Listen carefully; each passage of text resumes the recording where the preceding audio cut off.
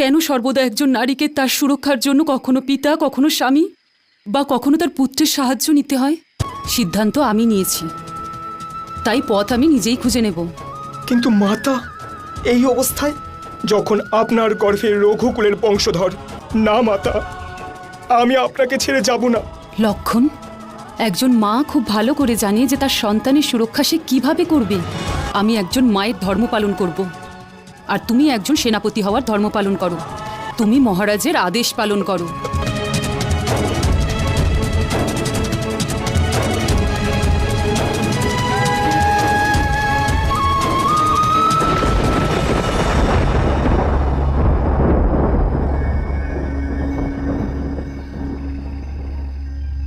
মহারাজের আদেশ পালন করা সেনাপতির ধর্ম, কিন্তু ওই পথের কাঁটা যাতে কোনোভাবে মায়ের পায়ে না বেঁধে, সেটা দেখা এক পুত্রের কর্তব্য।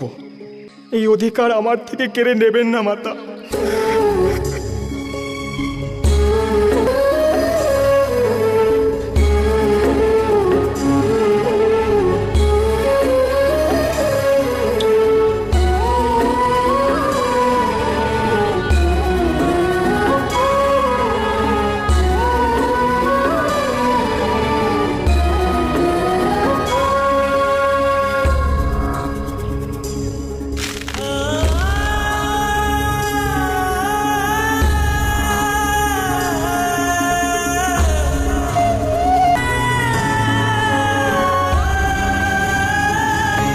আরও একটা কথা লক্ষণ, আজ কর্তব্যের পাল্লা ভারী। কাল যদি আবেগের হয়ে যায়, তাহলে আমার উদ্দেশ্য কখনোই সফল হবে না। কথা দাও, কখনোই যেন কেউ জানতে না পারে যে আমি কোন দিকে গেছি।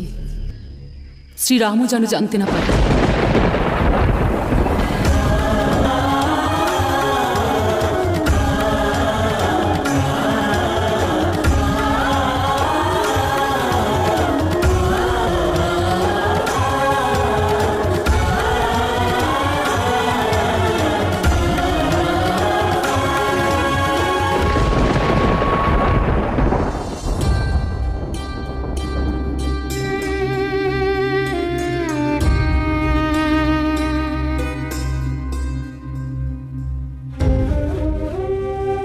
প্রভু, নিজেকে আপনি দোষ দেবেন না, আমাকে আজ্ঞা করুন। আমি এটা দেখে আসি যে মাতা সুরক্ষিত আছেন কিনা। যে রাবণের লঙ্কায় নিজেকে সুরক্ষিত রেখেছিল, সে নিজের সুরক্ষা করে নেবে হনুমান। আমার দুঃখ এই যে রাজমুকুটের ভারে নুব্জ এই স্বামী নিজের স্ত্রীর সাথে নেই। সীতা একাই লক্ষ্য ঠিক করেছে, কিন্তু একাই রাস্তা খোঁজার অভ্যেস এখনো বাকি আছে।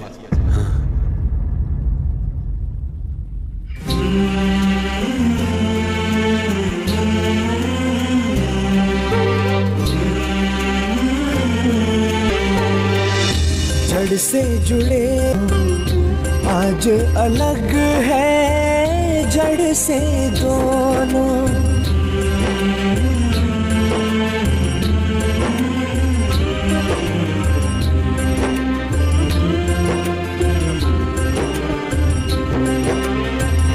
कैसी विधि ने रचना रची है, सीता पुनः वन आ पहुंची है।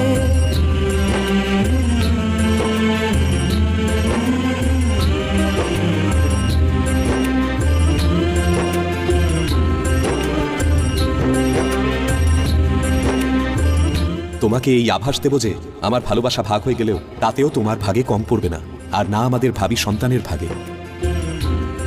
চিন্তা করবেন না আর্য, আমার বনবাস কাটানোর অভ্যাস আছে। তখন আমি তোমার সঙ্গে ছিলাম সীতা, আর এখন তুমি একা।